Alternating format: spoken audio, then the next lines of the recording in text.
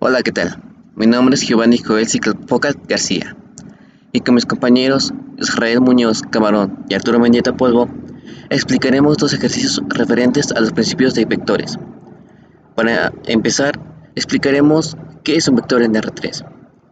Cuando hablamos de R3 es porque tenemos un espacio geométrico tridimensional, donde se considera la distancia dirigida de un punto a tres planos mutuamente perpendiculares. Estos lados se forman al momento de tomar tres rectas perpendiculares entre sí. Todas se interceptan en un punto de origen, el cual denota por cero. Estas rectas se denominan como ejes de coordenadas y se designan como el eje X, Y y Z. Por lo general, los ejes X y Y se consideran en un plano horizontal y el eje Z en un plano vertical. Pues el problema desarrollado nos dice que si FR3 es igual a 9 newtons y nuestro ángulo θ, vamos a llamar como ángulo θ, de 30 grados, y nuestra variante θ, vamos a llamarlo así, sería de 45, nos dice que determinamos la magnitud y los ángulos directores coordenados de la fuerza resultante que actúa sobre la junta de la rótula. Y pues aquí tenemos el dibujo, el diagrama, en donde se nos muestra un plano de tres dimensiones, X, Y y Z. Pues aquí tenemos que calcular lo que dice, que tenemos la fuerza resultante que actúa sobre la rótula. Yo creo que la rótula es esto, la verdad no sé. Y pues ya, vamos ahí. Pues primero antes dice que vamos a resolver que F1, F2 y F3 en sus componentes de X, Y y Z, como se muestra en la figura. Nos dice que F1, F2 y F3 se pueden expresarse en una forma de vector cartesiano, pues eso ya lo conocemos, ¿no? Por el teorema de Pitágoras, que se pone en un plano, pues aquí tenemos tres planos, podemos sacar tres planos. Un plano en la F en la fuerza 1, un plano en la fuerza 2 y un plano en la fuerza 3, ¿no?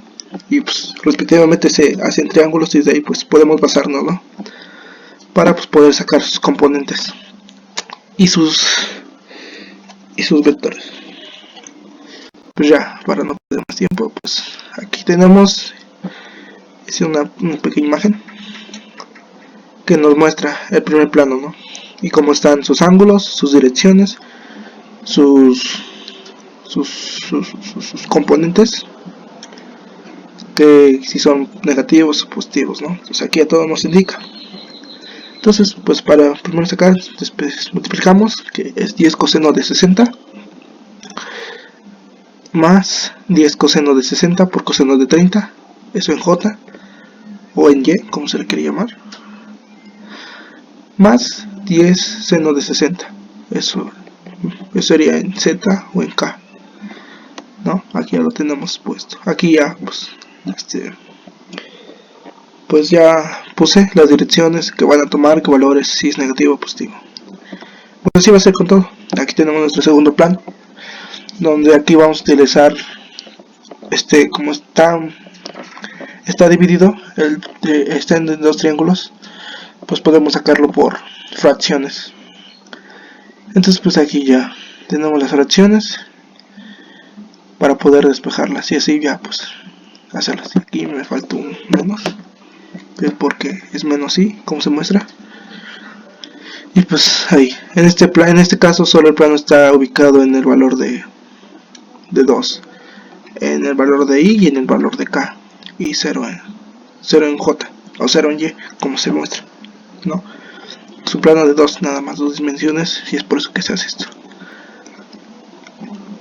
Después tenemos nuestra fuerza resultante en 3, que nos dice que 9 cosenos de 45 por seno de 30, ¿no? Que sería esto, la fuerza de X. Entonces 9 coseno por 45 por seno de 30, ¿no? Después nos dice que tenemos a 9 coseno de 45 por coseno de 30. Se repite lo mismo. Eso es nuestro valor de J. También tenemos aquí ubicado nuestro valor, que es menos J. Más 9 seno de 45.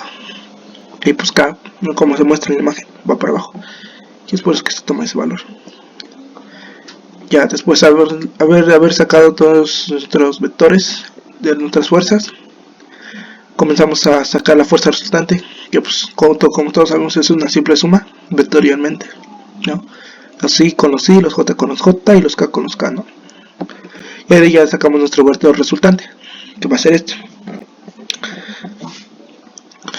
Después nos pide en el problema que saquemos la magnitud de la fuerza resultante que actúa sobre la rótula. Como ya conocemos nuestro vector, ya podemos sacar nuestra fuerza resultante que actúa sobre la rótula.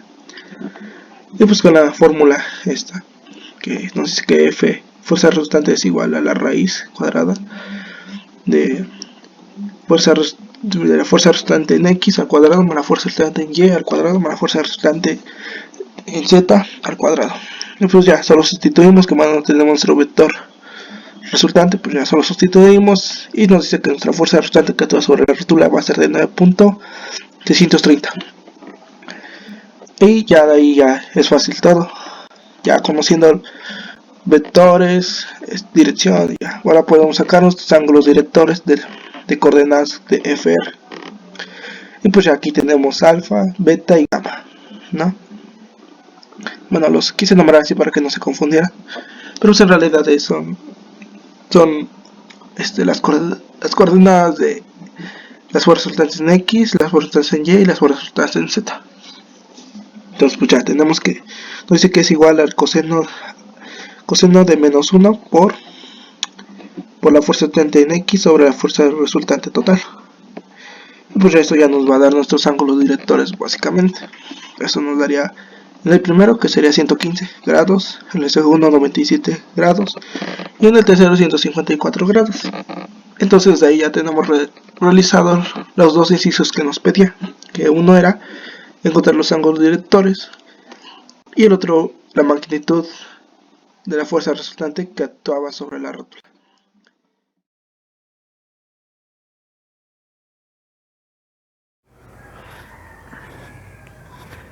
Bien, mi nombre es Arturo Mendieta Polvo, soy del tercer cuatrimestre del grupo J y esta presentación va para la asignatura de mecánica de cuerpo rígido.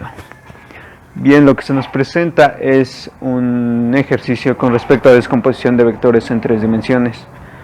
Previamente se les ha mostrado una imagen más a detalle de lo que consta el problema. Bien, tenemos dos vectores, cada uno con su magnitud. En este caso el vector 1 tiene una magnitud de 50 libras y el vector 2 una magnitud de 180 libras. Ok, para despejar primeramente el vector 2, como podemos notar contiene ángulos. Estos ángulos son los ángulos directores. Así que para obtener el componente con respecto al eje que queramos encontrar, simplemente debemos sustituir. En este caso es el eje X y eje Y.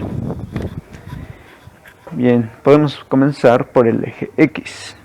Tenemos que tomar en cuenta las funciones trigonométricas y relacionarlas con el problema. Estas nos dicen que el coseno de un ángulo va a ser igual a su cateto adyacente sobre su hipotenusa. En este caso el cateto adyacente corresponde a la magnitud que hay en cada uno de los ejes. Y la fuerza obviamente corresponde a la magnitud del vector que queramos encontrarle su componente. Bueno, sustituyendo los datos para obtener nuestra fuerza de componente, sustituimos valores y pasamos en este caso nuestra fuerza hacia el otro lado multiplicando. Así tenemos estas ecuaciones que se encuentran en esta parte. Ahora lo que queda hacer es sustituir cada uno de los ángulos que tenemos para encontrar los componentes de ese vector. En este caso, con respecto a X tenemos un ángulo de 60 grados, así que sustituimos el coseno de 60 por nuestra magnitud, que son 180 libras, dándonos 90 libras. Este mismo caso se comparte con el componente en el eje Z, debido a que igualmente tenemos 60 grados, así que tenemos el mismo valor. En el caso del eje Y, tenemos un ángulo de 135 grados, así que aplicamos lo mismo, que sería el coseno de 135 por nuestra magnitud, dándonos un valor de menos 127.27 libras. Bien, y aquí tenemos los componentes de nuestro vector 2. Para el vector 1 de 50 libras tenemos representado un pequeño triángulo que nos relaciona ciertamente la medida que tiene con respecto a nuestro vector 1. Bien, en este triángulo pequeño podemos imaginar un ángulo que podríamos denominarlo como gamma, así que para obtener de una manera más eficiente el valor de el coseno o el seno, hacemos uso de las unidades que nos presenta el problema, que son 25, 24 y 7. En este caso dibujamos el ángulo en esta parte del triángulo rectángulo, así que tenemos que el coseno de este ángulo, que es el cateto adyacente sobre la hipotenusa, nos da igual a 7 sobre 25. Igualmente el seno nos daría el cateto opuesto sobre la hipotenusa, dándonos 24 sobre 25 como se nos muestra en el problema. ¿Para qué nos funcionará esto? Pues para no realizar en este caso el coseno del ángulo, debido a que no tenemos un ángulo en sí que nos represente la relación de los ejes con nuestro vector. Bien, entonces ahora tenemos que, como este vector se encuentra solamente relacionado entre el eje Z y el eje Y, no hay ninguna componente en el eje X, como podemos ver, entonces se le pone que nuestro componente en X del vector 1 es 0. Bien, ahora hacemos lo mismo, que sería el coseno de nuestro vector por la magnitud del vector. En este caso ya tenemos el coseno, que sería 7/25, como lo hemos obtenido aquí, por nuestra magnitud, dándonos un valor de 14 libras. Y para el eje Z igualmente se usa el seno, porque es el opuesto, y vemos que la relación aquí con respecto a el vector es el opuesto. Así que utilizamos el seno, que sería 24/25 por nuestra magnitud de 50 libras, dándonos un valor de 48. Ojo, en este caso tenemos que ponerlo negativo debido a que se encuentra debajo o del lado negativo de nuestro eje. Siempre se nos muestra nuestro eje del lado positivo, pero en este caso, como se encuentra hacia abajo, entonces sería negativo. Bien, teniendo ahora nuestros componentes, tenemos que en el vector 1 tenemos 0, 14 y menos 48, así que lo sustituimos, pero a cada uno ponemos una letra distinta, en este caso para X, Y, para Y, J y para Z, K. Igualmente para el vector 2, que tenemos las componentes de 90, menos 127.27 y 90 libras. Sustituimos de nuevo con I, J y K. Ahora realizamos una simple suma, que sería 0 más 90, 14 menos 127.27 y menos 48 más 90, teniendo ya los componentes de nuestro vector resultante. Ahora, para obtener la magnitud de este vector, simplemente hay que realizar la raíz de la suma de sus cuadrados y obtenemos nuestro vector resultante. En este caso sustituimos cada una de los componentes y las elevamos al cuadrado. Realizando su suma, sacamos la raíz y obtenemos la magnitud de nuestro vector.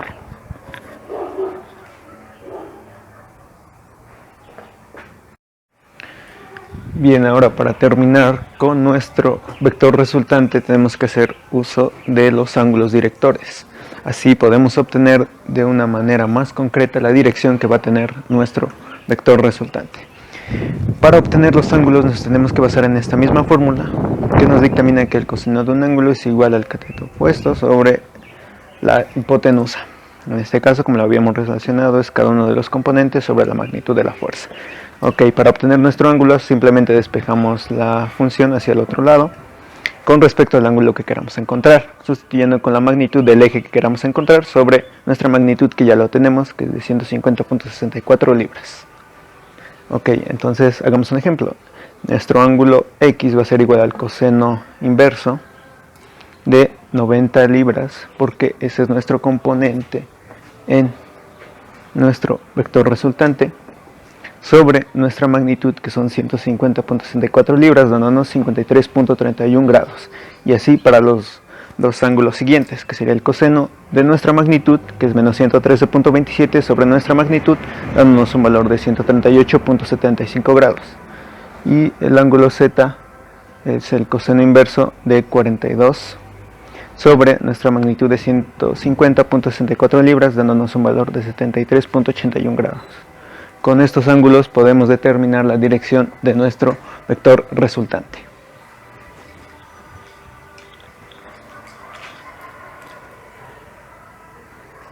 Y bueno, como bonus, vamos a explicar cómo calcular un vector unitario. Este es nuestro vector, menos 2 en i, más 2 en j, más 1 en k. Y para calcular el vector unitario tenemos que dividir el vector v sobre su magnitud. Y para calcular su magnitud tenemos que hacer la raíz cuadrada de los cuadrados de sus componentes. Aquí tenemos que sus componentes son menos 2 en i, más 2 en j, más 1 en k. Y haciendo la operación nos quedaría como raíz cuadrada de 9. Y la raíz cuadrada de 9 sería 3. Y ahora solo falta dividir la magnitud sobre el vector y quedaría como menos 2 tercios en i, más 2 tercios en j, más 1 tercio en k. Y bueno, así de simple se soluciona el vector unitario. Y sin nada más, hasta luego.